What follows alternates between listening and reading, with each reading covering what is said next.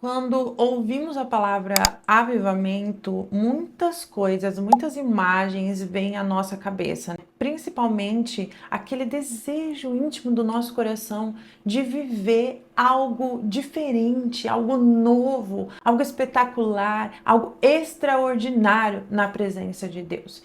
E sim, foi nos ensinado desde sempre que isso é avivamento e que nós devemos buscar esse avivamento, que nós devemos orar mais, que nós devemos jejuar mais, para que de alguma forma a gente chame a atenção de Deus e Ele resolva ser bonzinho e derramar sobre a nossa igreja esse avivamento. Eu também tenho certeza que você já ouviu que o avivamento ele virá a partir do Brasil, que algo extraordinário vai acontecer aqui.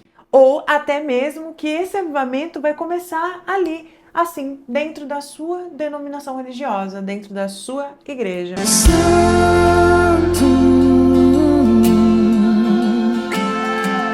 Se você já passou por essas situações, já ouviu esse tipo de coisa, ou se você gosta de assuntos como avivamento, ou deseja do fundo do teu coração viver esse verdadeiro avivamento, fica aqui nesse vídeo, já se inscreve nesse canal para ir falar para o YouTube que o nosso vídeo é relevante. Se você for edificado, compartilha com alguém. Nos últimos tempos, a palavra avivamento se tornou algo assim muito popular no meio cristão, no meio evangélico, mas tem uma pergunta muito importante, fundamental, eu diria, que nós temos que nos fazer a respeito disso. Será que a Bíblia fala alguma coisa a respeito desse avivamento?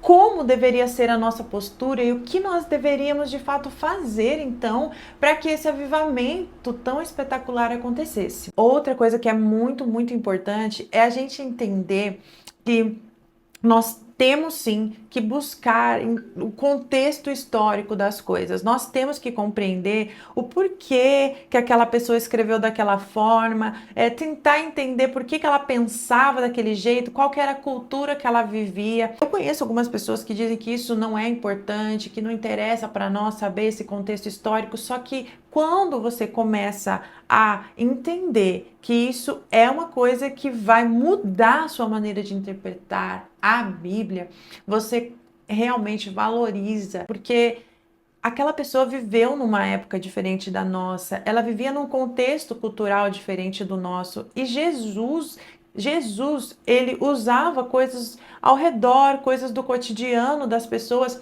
para ilustrar para elas aquilo que ele estava querendo dizer. Jesus fez muito isso, principalmente ali nas parábolas. Ele queria contar para as pessoas como era no reino dos céus. Só que Jesus ele não podia chegar e simplesmente falar, até porque as pessoas não entenderiam, não era uma coisa que elas estavam acostumadas, habituadas.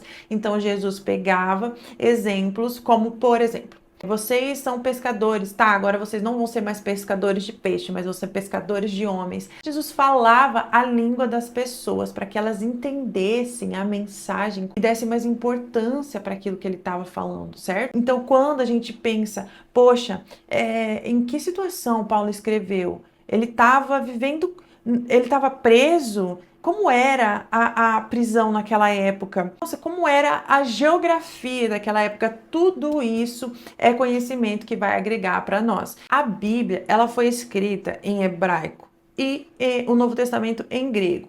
Então, quando nós vamos pegar esses assuntos, não só estudando a parte histórica, nós também precisamos o quê? Poxa, eu vou estudar sobre avivamento. Qual a primeira coisa que eu vou fazer? Eu vou estudar qual que é a etimologia dessa palavra. Avivamento. Ela foi escrita em que língua? Ah, tá, hebraico, porque tá no Antigo Testamento. Então eu vou lá pesquisar no hebraico qual o significado, porque só aí a gente já começa a destrinchar algumas revelações. E às vezes são coisas extremamente importantes que vão nos dar toda uma luz para o caminho que a gente vai seguir de interpretação daquele assunto. Então nós temos ali no hebraico a palavra avivamento, que é shine, e essa palavra ela significa literalmente vida. E também nós temos a palavra shayah, que significa trazer algo que estava morto de volta para a vida, né? Seria algo como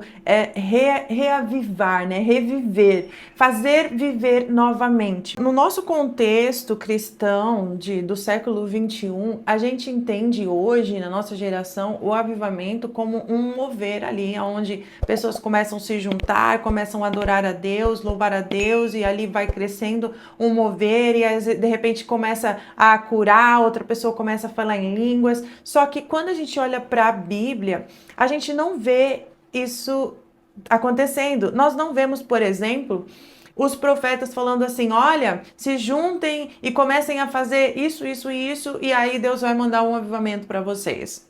Isso não existe, mas nós vemos os profetas dizendo: arrependam-se, o Senhor quer vocês, Ele deseja ter vocês para Ele. A palavra dos profetas era sempre a mesma.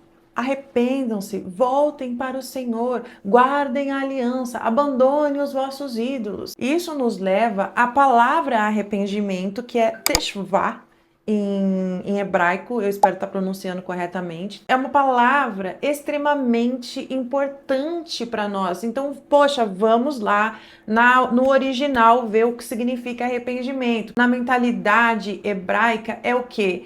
Não é emocionalismo, mas é o retorno à Torá. É trazer de volta as pessoas para dentro da palavra de Deus. Durante anos, Israel, o povo de Deus, andou por caminhos tortuosos. Eles eram desobedientes, eles tinham um coração endurecido diante de Deus. Eles viviam as suas próprias vidas. Pensem também ali no tempo de Noé, a coisa estava tão feia, que Deus decidiu mandar um dilúvio para acabar com tudo. E quando você vai ler, você pensa assim: poxa, mas o que eles estavam fazendo de tão errado? A gente tem algumas coisas ali na Bíblia que realmente são muito pesadas, mas a gente também tem uma parte onde diz: poxa, eles estavam casando, se dando em casamento, comendo e bebendo. Ou seja, eles estavam vivendo uma vida ordinária, porém uma vida sem Deus. Eles não estavam mais preocupados em viver uma vida onde eles pegavam Deus e colocavam Deus e faziam Deus o centro de tudo. Não, eles estavam fazendo as coisas à torta direita, como se não houvesse um Deus, como se não houvesse um Deus que estabeleceu ali regras e leis para eles seguirem, como se não houvesse um Deus que queria fazer parte da vida deles. O povo aqui, ele tinha abandonado Deus e eles se voltavam toda hora para os seus ídolos e para os ídolos do seu próprio coração, para a sua própria vontade, para o seu próprio desejo, e esqueciam do Senhor. Mas quando a Torá, ela foi encontrada e ela foi lida, aquilo trouxe de novo Deus para o coração das pessoas, porque elas tinham se esquecido do Senhor. Quando José está no Egito e aí morre, né? O faraó, e se levanta um outro faraó que não conhecia José. O que esse faraó faz? Ele escraviza todo o povo, porque ele não sabia quem era José, o que José tinha feito de bom, tudo que José fez pelo Egito. Ele não sabia. Então, quando a gente não sabe algo, a gente faz cagada. Então, nós precisamos, no mínimo, querer ter esse conhecimento, essa fome, essa vontade de saber, para que a gente evite ao máximo fazer cagada. Esse retorno da Torá, esse retorno das pessoas para teshuvah, né, que é a aliança ali, o arrependimento das pessoas, fez com que as pessoas então renovassem essa aliança com o Senhor. E sim, algo extraordinário aconteceu nesse avivamento. Sabe o que foi? As pessoas se desfizeram dos seus ídolos, sabe? Elas tiraram delas a mentira, a falsidade, a falsa adoração. Ou seja, a conduta de Deus voltou a ser o centro da vida daquelas pessoas. Da mesma forma, nós vemos um outro movimento de avivamento acontecendo na palavra de Deus. Nós podemos ter esse exemplo, né? Que é ali após o exílio babilônico, nos tempos de Esdras e Neemias, onde as pessoas começaram ali a se voltar para a palavra de Deus novamente. Então as pessoas, elas clamaram, elas choraram, elas viveram esse retorno à palavra de Deus. E o que nós temos em comum entre os dois avivamentos, vamos colocar assim, que nós temos aqui de exemplo ali do povo de Israel e esse agora ali depois do exílio babilônico? que os dois foram as pessoas se voltando para Deus e renovando a sua aliança com Deus através do arrependimento. Agora perceba algo muito, muito importante. Não tem como a gente produzir avivamento.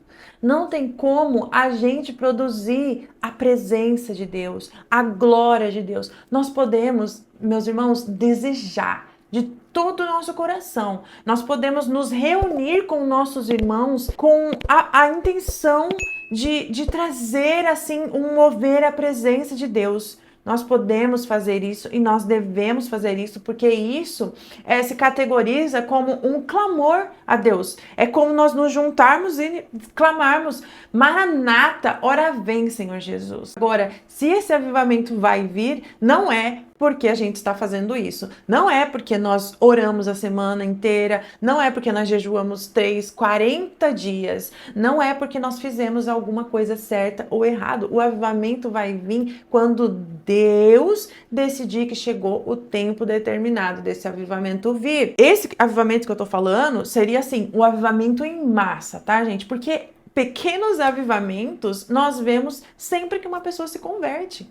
Sempre que uma pessoa se converte, ela está vivendo um avivamento, porque ela estava morta. Esse avivamento que essa pessoa está vivendo é um avivamento real, é algo extraordinário. Você quer mais extraordinário do que uma pessoa que antes estava morta em seus delitos e pecados, mas que agora ela está viva, ela recebeu a água que jorra para a vida eterna. Olha isso, que extraordinário. Isso é muito mais extraordinário do que a gente presenciar um evento, do que a gente presenciar um momento de cura. Isso é maravilhoso, isso é extraordinário. Sim, gente, mas mais extraordinário é ver uma pessoa reconhecer que Jesus é o Senhor da vida dela e viver a partir de então um processo de arrependimento, de transformação, de santificação.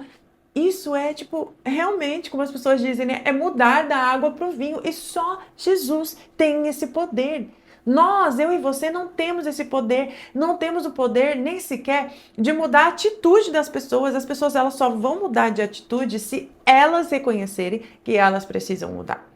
Não é de tanto a gente pedir, de tanta gente insistir, da gente falar, da gente tentar demonstrar. Você pode morrer de falar. Não vai adiantar se a pessoa não quiser mudar, ela não vai mudar. Nós temos 5 grandes avivamentos que marcaram a história da igreja, sendo o primeiro, Atos 2, a descida do Espírito Santo. A gente não tem um avivamento porque as pessoas começaram a falar em línguas. Não, nós temos um avivamento porque elas foram batizadas, cheias, preenchidas com o Espírito Santo. Falar em línguas é uma consequência disso, que nem sempre acontece, nem toda pessoa que é batizada com o Espírito Santo vai falar em línguas, tá? Mas esse é um assunto para outro vídeo, se você quiser que eu faça um vídeo sobre isso também, já deixa aqui nos comentários. Então Pedro, ele se levanta e ele diz que aquilo ali que estava acontecendo era o cumprimento do que estava escrito em Joel 2. Só que a gente tem que olhar para Joel 2 e perceber muito claramente que ele é escatológico, ou seja, ele se cumpriu sim, mas em partes.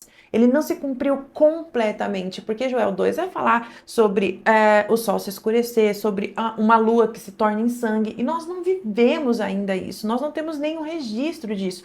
Ou seja, claramente nós estamos vendo ali algo que vai falar sobre a volta de Jesus Cristo. É legal que Joel, ele vai falar sobre 2 chuvas, né? A chuva temporã e a chuva serôdia. Se você mora numa cidade grande, talvez você nunca tenha escutado falar sobre isso. A chuva temporã em hebraico é chamada ioré. É uma chuva que ela cai antes da plantação, para poder amolecer o solo ali, né? E preparar aquele ambiente para receber a semente. Já a chuva serôdia é chamada malkosh. Eu não sei se assim se pronuncia. Malkosh. Vou deixar escrito aqui para vocês.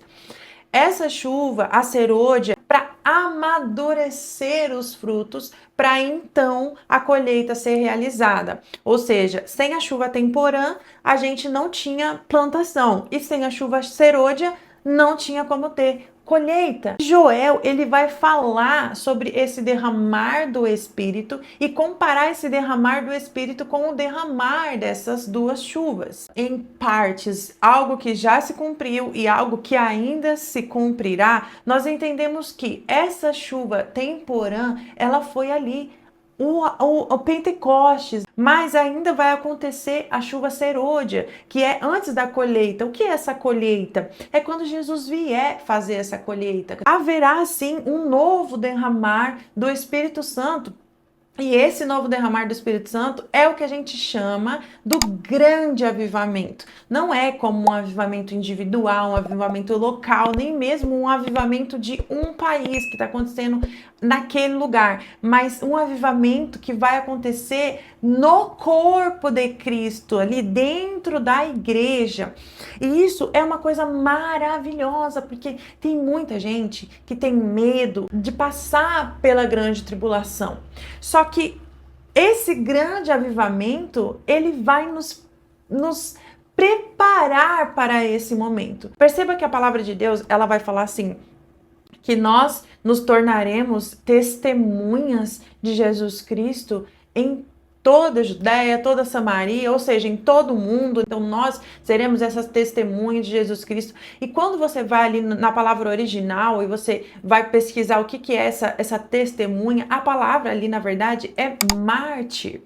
Então, essa chuva que vai nos tornar capacitados para fazer coisas ainda maiores do que Jesus fez, porque nós vamos ter um papel muito importante nesse período. Nós vamos falar sobre esse assunto também mais para frente, que é referente às duas testemunhas do Apocalipse, às duas casas de Israel. É um assunto tremendo, um assunto maravilhoso que eu amo demais. Essa chuva que será derramada, então, ela vai nos capacitar para fazer sinais, prodígios. A gente vai fazer, assim, coisas extraordinárias. Nós não teremos medo de passar pela grande tribulação. Apenas permaneça fiel no Senhor. E se nós estivermos vivos no momento em que isso tiver de acontecer, nós estaremos tranquilos, porque nós estaremos preenchidos pelo Espírito de Deus.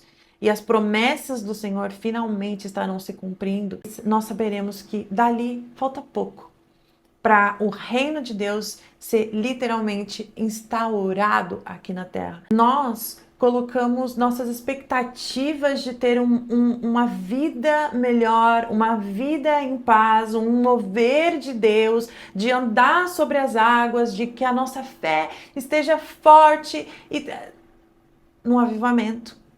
Só que isso é colocar energia na coisa errada, no lugar errado, do jeito errado, porque na verdade o que vai trazer para nós tudo isso não é um avivamento. Nós não podemos desejar um avivamento, pelo que ele nos causará, pela sensação, pelo sentimento, por ver a nossa igreja lotada, por ver vários jovens ali que têm energia para servir e tudo mais. Isso tudo faz parte, isso tudo é gostoso e é uma boa coisa a gente desejar isso, não é verdade? O que vai trazer para nós um avivamento não é a gente orar mais, jejuar mais. Entenda de uma vez por todas. Não há nada que nós possamos fazer que traga esse avivamento, ou que traga essa presença de Deus, ou que traga essa glória do Senhor. Isso só vai acontecer se o Senhor quiser, no tempo determinado por Ele. O que nós podemos fazer é nos reunir para amar a volta de Jesus Cristo, como o apóstolo Paulo vai falar. Aqueles que amam a volta de Jesus Cristo, esses receberão recompensa. E quando nos juntarmos e clamarmos, Maranata, ora vem, Senhor Jesus, e isso de fato acontecer, então aí sim nós vamos viver nesse mundo que a gente deseja tanto. Que não só a gente deseja, mas que primeiro Deus deseja. Primeiro foi o desejo do coração do Senhor. Ele que quis criar tudo isso daqui, um mundo perfeito, e colocou o ser humano para viver nesse mundo perfeito. Mas infelizmente, A história nós já conhecemos sobre Adão e Eva, sobre a queda do homem. E a queda do homem não corrompeu somente a humanidade, mas toda a terra, toda a criação geme. Todos nós aguardamos Jesus Cristo vir e se manifestar para que a gente seja salvo desse mundo, mas o nosso desejo, o nosso consciente não tem que estar simplesmente em ter uma vida melhor, uma vida sem dor, sem luto, sem, né? Mas sim em conhecer o nosso mestre, em viver com ele, alegrar e ter prazer na presença do Senhor, porque foi sempre esse o desejo do coração de Deus, se relacionar conosco, tabernacular no nosso meio. Eu espero que vocês tenham gostado desse vídeo. Não se esqueçam de se inscrever nesse canal. Já mete um comentário aí para eu saber que você assistiu até o fim. Um grande beijo no coração. Fique com Deus e tchau!